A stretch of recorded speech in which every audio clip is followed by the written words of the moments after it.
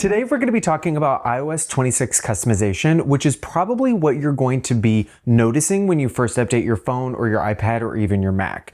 Apple's design language has changed. I actually have an entire video about it right here. It's all about liquid glass, and my feelings largely haven't changed from what I said here. But what I want to get into now is showing you guys what you can actually customize and personalize, and a couple of tips that I found along the way. Okay, first up, we have a bunch of improvements to the lock screen, and if I tap on the lock,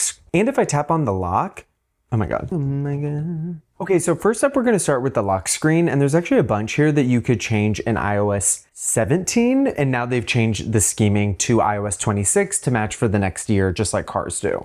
So what we'll notice in iOS 26 is if I go ahead and press and hold on the lock screen, this is how you'll change what you see on your lock screen and your wallpapers. So this actually goes into an edit mode, and now I can scroll through and see all of the different lock screens I've created before, and I'll show you how to do that.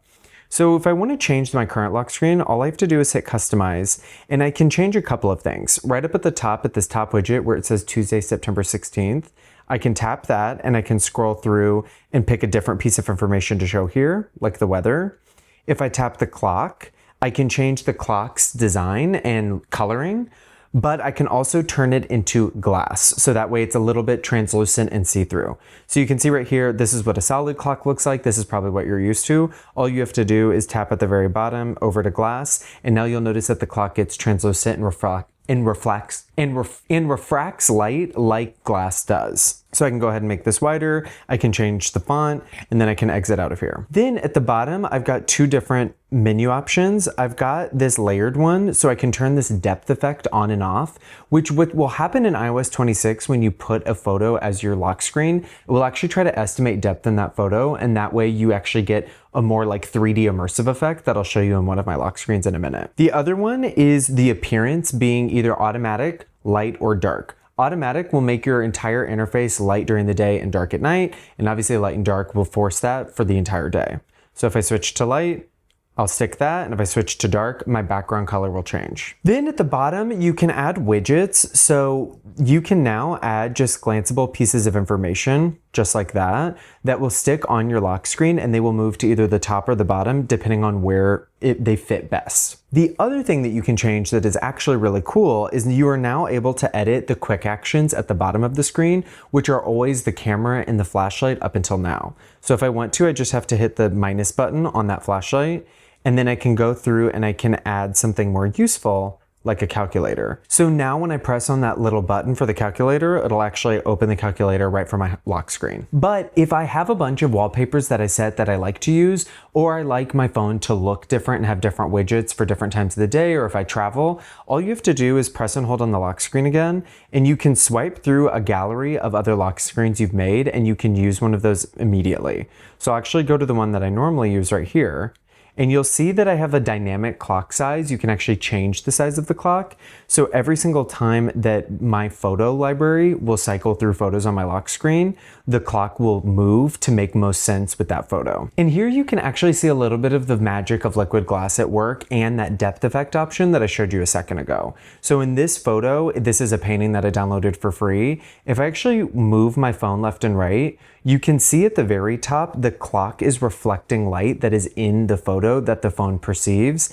And there's a little bit of the depth effect because it can figure out what's far away and what's close based off of an AI library of training data to do this. So now that we've customized the lock screen, let's go ahead and customize our apps because there's a lot more options now. If I swipe up, I'll be taken to my home screen, and this is what you've probably seen before, where you can add apps and you can add widgets in a different grid all around each other. A couple things that you've been able to do that you might not know about is you can actually organize the apps in any way that you want. They do not have to follow this specific grid. So if I swipe over, you can see here I've actually left open spaces because I either want to design it around my wallpaper, or it's easier for my hand, or it's easier for my brain to separate things. And you can do that really easily. All you have to do is press and hold on the home screen, and then you can move your widgets around and your apps around really easily.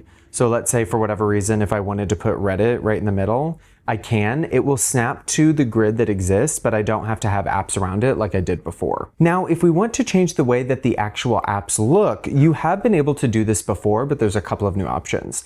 All you have to do is press and hold on the home screen to start editing. And you'll notice in the top left corner, there's an edit button. And now we have a couple of new options. We can add a widget, we can customize, which is what we're about to do. We can edit the wallpaper instead of doing that from the lock screen, or we can edit the pages and turn pages off and on. So I'm gonna go ahead and hit customize. We've got default, which is the default coloring of apps. This is what you probably have seen the entire time you've owned an iPhone. But then if we switch over to dark, we'll have a toggle to go always dark or auto dark. And auto dark will actually follow the theme of your phone. So that light dark automatic mode, during the day, it'll be light when it's automatic, and during the night, it'll be dark. So in this case, I can set it to always if I like this look, or if I want my home screen to be darker at sunset, now it'll do it. The other option that's brand new that I really like is clear icons. And clear icons, I think, is actually a really clever way to make your phone blend into your background and feel a little bit more personalized while also being a little less interesting and distracting. So if I tap out of this right here, you can see all of my icons are now clear, so they reflect the light coming from the wallpaper differently than a tinted icon would, which is what you were able to do before. I really like this because I think it's a pretty clean look, and it makes my phone less interesting. And if you open the settings app, you'll actually notice that all of the icons have turned gray because that closely matches the clear that is on the home screen, which I think is a nice touch. So that way you're starting to train your brain to recognize shapes more than recognize colors. The last option that you can use to edit your home icons and widgets is tinted. And you probably saw this last year. I think it's kind of ugly, but I think that they've made a couple of improvements. You can basically make your home screen icons any tinted color that you want, which was the beginnings of this liquid glass that we see now.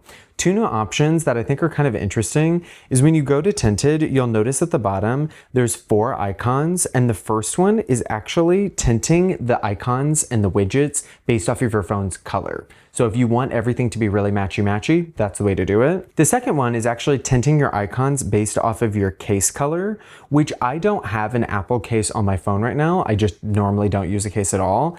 And what this does is there's actually a chip inside of newer Apple cases. And so your phone knows when you've put on a new case or a new color for the first time, and it'll actually change all of your home screen icons to match that color if you want the matchy-matchy-matchy-matchy. The other option is actually being able to choose the primary color from the photo of your background, which this is actually really nice when you have a background that changes over time, so that way your icons will continue to match it.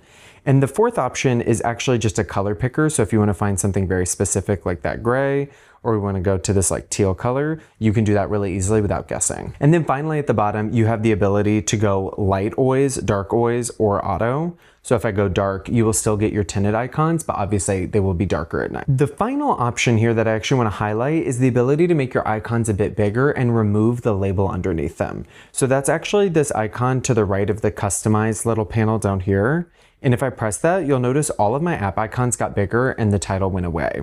This is kind of nice in case you want a bigger touch target, in case you want something that's a little bit more legible, but you also lose a little bit of the consistency of the spacing of this grid because you have this section at the bottom that's empty, and you also lose the labels. So if that's something you usually rely on, probably wouldn't use this. Okay, next up we have Control Center. Now Control Center has been multiple different things over time, but what you probably recognize it as is when you swipe down from the top right corner of your phone, you'll get a bunch of controls laid out in a grid. And now it is more customizable than it has ever been before, which is great and also kind of overwhelming. So this is how I have my Control Center set up, and what you'll notice is now we actually have multiple pages of controls. So this is not what you would see by default. So you can see right here, this is my first page. I have a bunch of different things that I keep easy access and controls. So I have actually a bunch of home scenes right at the bottom that I can use to change the lights in my home.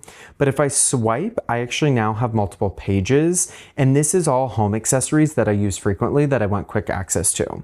The way that you can edit these is by pressing anywhere near one of the icons. And now you actually have the ability to resize icons by grabbing the corner just like that, or you can remove them entirely. So then if I want to add a new control, all I do is hit add control at the bottom. And now I have a huge list of a bunch of controls that I can add here, which this is a pain to set up at first. And then it gets really useful because every time you go here, you know exactly what's going to be there and what you use most often versus just using the defaults. So I'll add a Shazam button right there. I'll go ahead and add a voice memo button, and then let's go ahead and add a stopwatch, and it fills that space perfectly. Now, a more advanced feature is actually being able to set default apps on your phone. So in case you like using a different browser or a different email client, you can now change that.